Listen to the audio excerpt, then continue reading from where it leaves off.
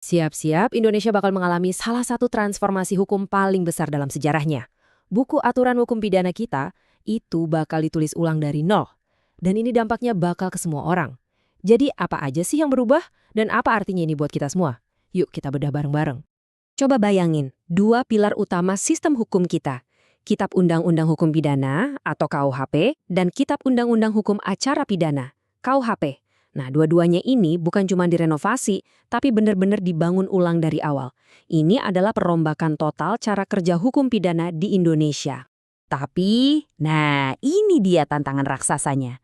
Gimana caranya ribuan hakim dan jaksa dari Sabang sampai Merauke bisa serempak menerapkan aturan yang benar-benar baru ini? Tanpa panduan yang jelas, wah bisa kacau balau kan? Putusan di satu kota bisa beda banget sama kota lain buat kasus yang sama. Terus gimana caranya biar semua seragam? Nah, disinilah Mahkamah Agung turun tangan. Mereka menerbitkan sebuah buku panduan super penting yang intinya jadi satu-satunya pedoman buat semua aparat hukum di seluruh negeri. Ini nih solusinya biar semua ada di jalur yang sama. Jadi, apa sih sebenarnya isi dari buku panduan nasional ini? Yuk kita lihat kenapa dokumen ini jadi kunci banget buat masa depan hukum di Indonesia. Intinya sih simple, biar nggak ada hukum rimba di ruang sidang. Coba bayangin, hakim di Jakarta sama hakim di Papua punya tafsiran yang beda banget soal satu pasal. Wah, itu bisa bikin ketidakadilan yang luar biasa kan? Makanya panduan ini dibuat untuk mastiin cuma ada satu tafsiran, satu aturan main yang berlaku untuk semua.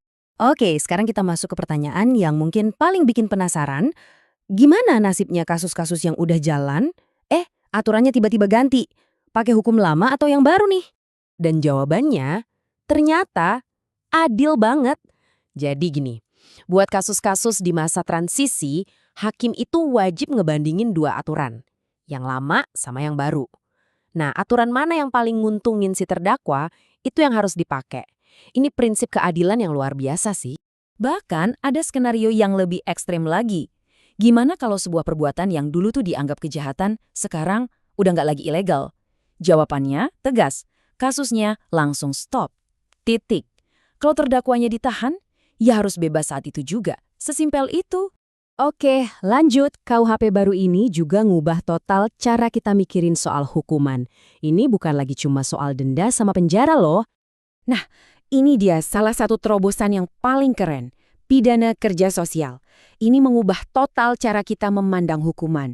Jadi, daripada ngurung orang di penjara buat pelanggaran enteng, mending mereka bayar utang ke masyarakat lewat kerja sosial. Tapi ada syaratnya ya. Opsi ini cuma buat kejahatan ringan yang ancaman hukumannya di bawah 6 bulan. Tujuannya? Jelas banget, buat ngurangin penjara yang udah super penuh. Nggak cuma itu, ada juga yang namanya pidana pengawasan. Semacam hukuman percobaan dengan syarat yang ketat. Tapi yang paling revolusioner, ini nih, putusan pemaafan hakim. Coba deh bayangin, hakim bisa bilang seseorang itu bersalah, tapi habis itu dia dimaafkan secara resmi. Jadi, nggak ada hukuman sama sekali. Wah, ini konsep yang manusiawi banget kan? Perubahannya itu nggak cuma soal hukuman loh. Aturan baru ini juga ngenalin cara-cara yang benar-benar baru buat nyelesain masalah hukum di luar sidang yang formal. Nah, ini yang namanya keadilan restoratif. Anggap aja ini kayak jalur damainya hukum. Fokusnya itu bukan lagi siapa menang, siapa kalah, tapi gimana caranya memulihkan kerugian dan hubungan antara pelaku sama korban. Ini soal penyembuhan, bukan penghukuman.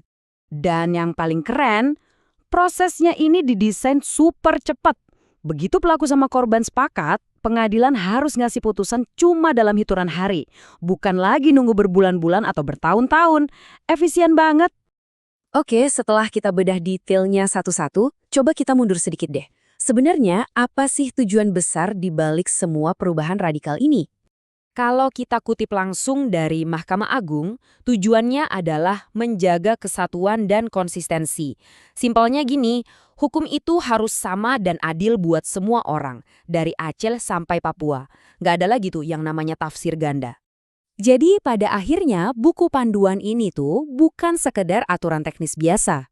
Ini adalah sebuah visi, sebuah cetak biru buat ngebentuk sistem hukum yang lebih modern, lebih manusiawi, dan ya, semoga lebih adil buat kita semua. Tapi tentu, aturan di atas kertas itu satu hal ya kan? Implementasinya di lapangan itu soal lain.